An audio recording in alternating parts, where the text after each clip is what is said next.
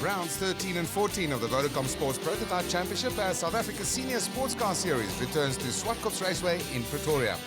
The tight and twisty nature of the circuit poses a special challenge to the drivers of these powerful machines, something which could have a profound effect on the championship standings.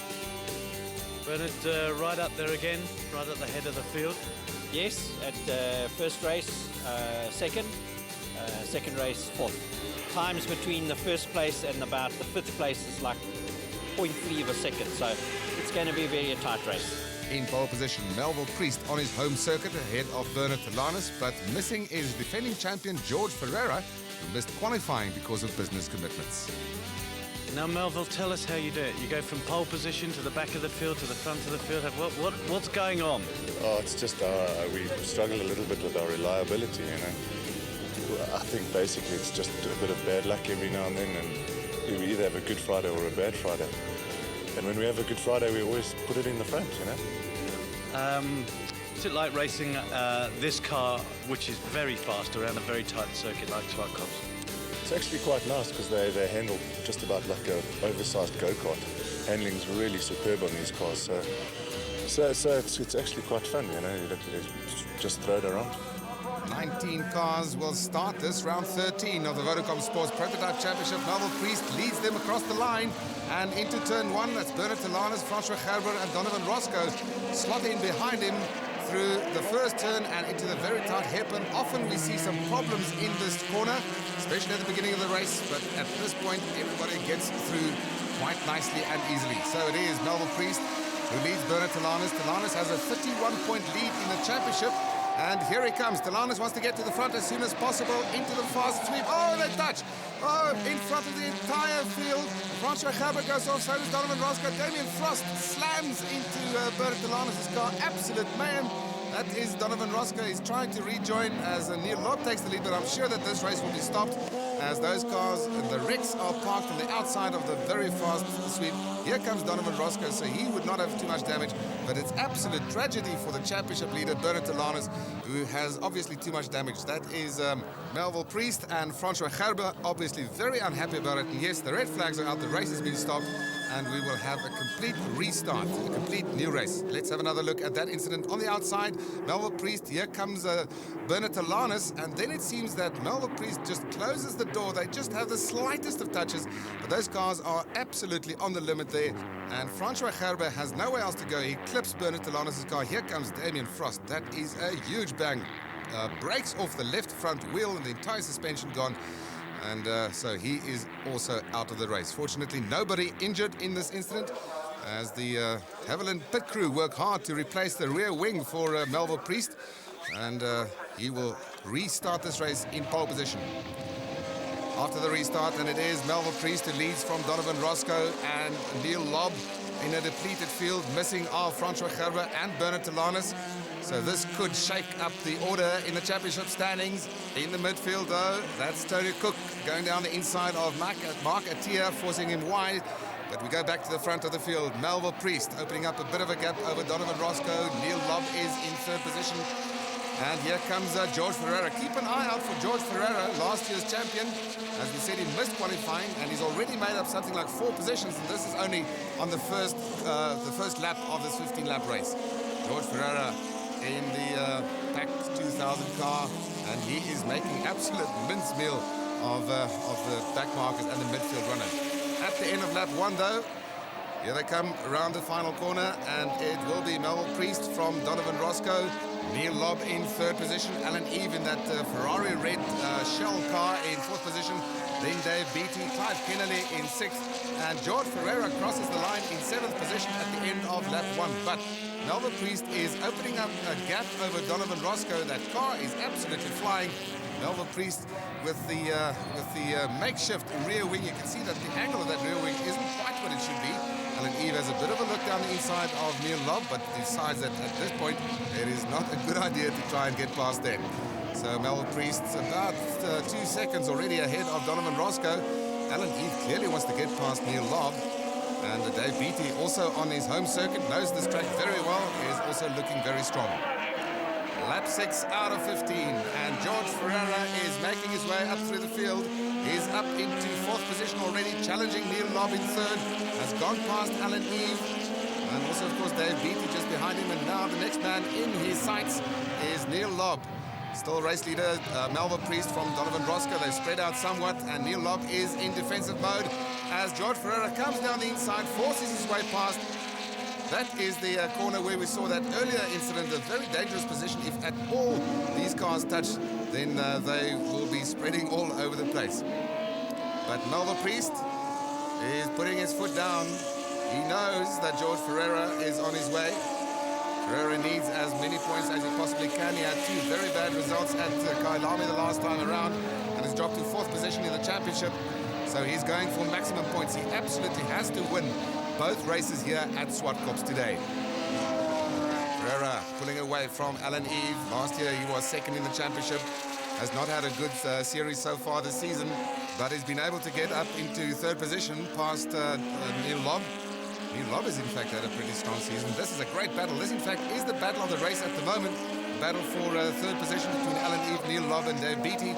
But we will pretty soon, I'm sure, we'll see a battle for the lead as George Ferreira makes his way towards the leading car in this race. That's Melville Priest.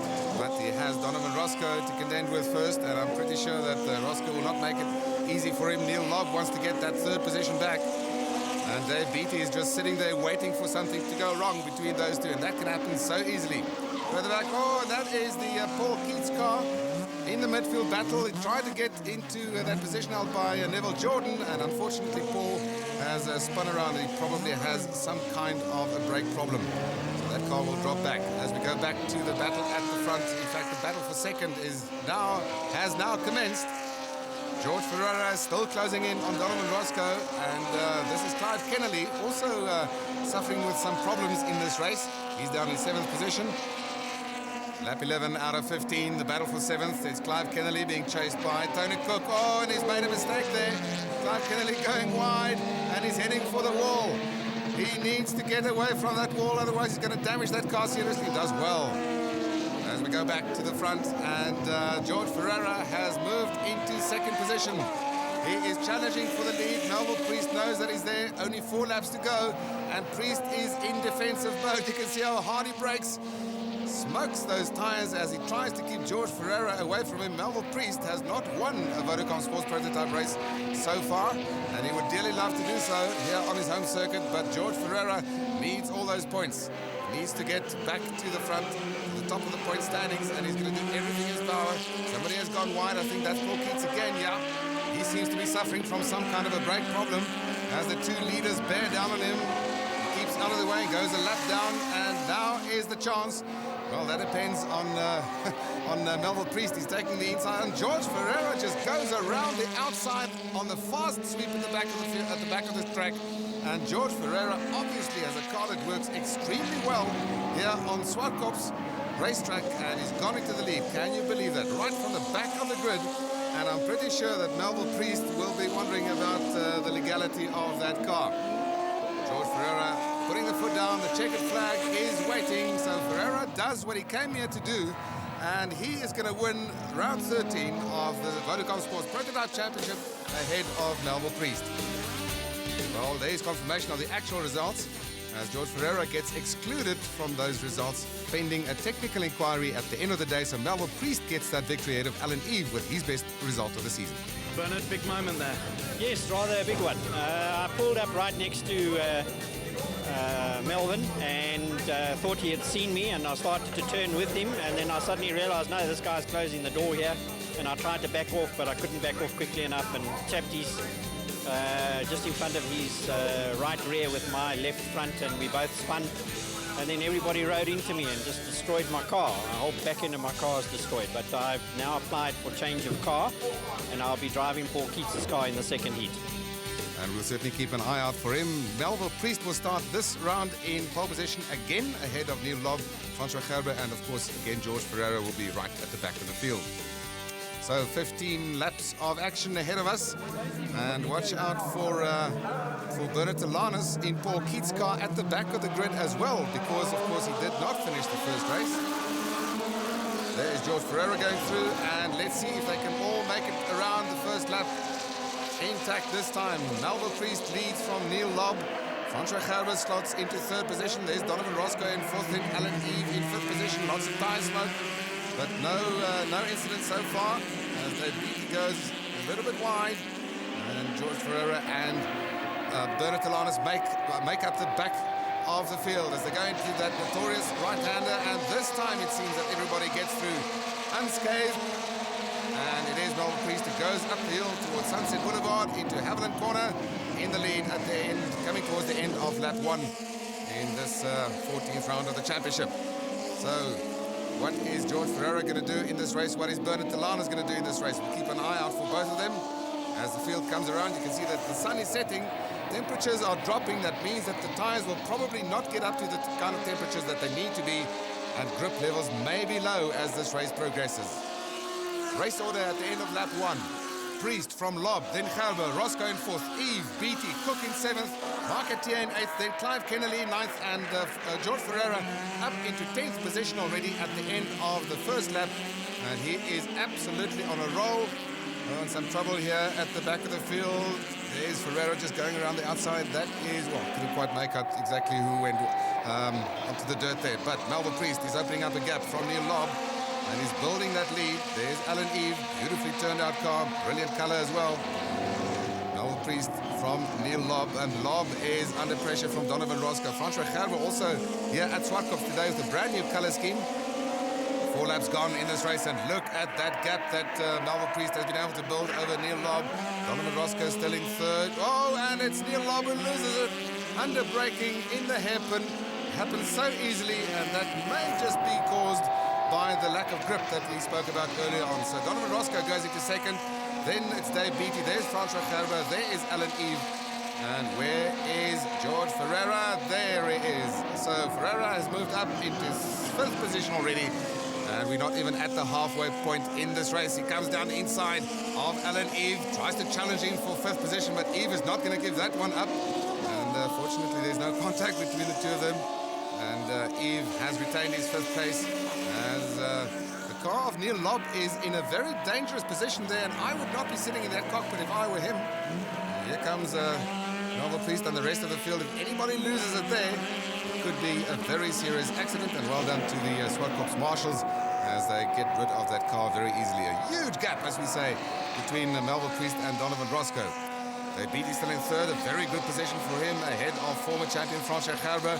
Now George Ferreira has been able to get past Alan Eve. So Ferreira into 5th place, Eve down into 6th place, and those ahead of him, of Ferreira that is, will have taken note of that, especially a man like Francois Gerber, who has had a number of clashes in his career, literally and figuratively, with George Ferreira. And that Pack 2000 car is absolutely flying. Lap 9 out of 15, and here comes George Ferreira up into 3rd position already as he puts some pressure on Donovan Roscoe in 2nd place, who is very hard on the brakes. And I suspect that we are getting a situation where the grip is getting less and less and less as this race progresses. Now Ferreira is in a position to challenge that 2nd place. It will be an absolutely fantastic performance from George Ferreira if he does get to the front of the field again for the 2nd time this day. Looks down the inside, but I don't think he's close enough yet. But of course there is still that inquiry pending into the legality, the technical legality of his car after that first race. We'll have to wait and see how that one works out. But for now, we'll have to see how this fight works out. Donovan Roscoe holding onto that 2nd position by the skin of his teeth as they come around to complete another lap. Francois Gerber still in 4th position. Oh, and a big slide there, and some smoke that looks like oil smoke. That's trouble for Melville Priest. And some tire smoke from Donovan Roscoe, but I think there is a problem with the Melville Priest car as they go onto the back straight. Oh, definitely, that engine is going, but it doesn't look like an engine blow-up. It looks like an oil pipe that may have come loose. Oh, and he's lost it. He's lost it in the fast sweep. That's our race leader, Melville Priest, who officially won the last race. And that is not going to happen this time around. And that means that Donovan Roscoe has gone into the lead. And now George Ferreira will know that he only needs to pass one more car to get into the lead again. Francois Gerber is right there with him, as is Alan Eve and Dave Beattie. So this time it is not as easy as it may have seemed from the outside the last time around. And it's getting very, very dark now. George Ferreira looking very dangerous and menacing in that second place. And Donovan Roscoe knows that he's got a huge job ahead of him. And that's confirmation that Melville Priest is out. It doesn't seem like a blown engine. The fire extinguishers are ready, but I don't think that there's a fire danger there at all. Donovan Roscoe outbrakes himself into the apron. That allows George Ferreira to go through. So Ferreira, whether it was the effect of pressure on the race leader, has been able to get past. No, I'm sure that Roscoe has a problem, because here comes Francois Gerber as well. Roscoe seems to have some kind of a braking problem or a transmission problem of some kind. He has clearly slowed down. Either he has to brake very much earlier than usual, or he cannot get into the correct gear. And now Alan Eve goes through, and in the space of, 2 or 3 corners, Donovan Roscoe is fighting back, isn't he? Oh, there was contact between the two of them as they go into the right-hander just in front of the clubhouse. Definitely there was contact between the two of them. You can see the damage to Donovan Roscoe's car as he makes his way very gingerly around the outside. I think he's causing much more damage to that bodywork, getting completely loose from the chassis as he makes his way back to the pits. So unfortunately, having led the race, it seems that Donovan Roscoe is out of the race.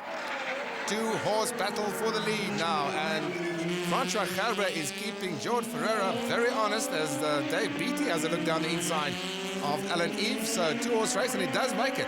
A 2-horse race for the lead, a 2-horse race for 3rd position as we get towards the final stages of this race. Francois Gerber has a bit of a look. That's a former champion versus the reigning champion in the battle for the lead. And here goes Dave Beattie, veteran racing driver. Also has some motorcycling experience in his long motorsport career. As he goes into 3rd position on his home track, and he will be very happy with that. Alan Eve is looking strong for at least a 4th position to follow up with his 2nd place in the previous race.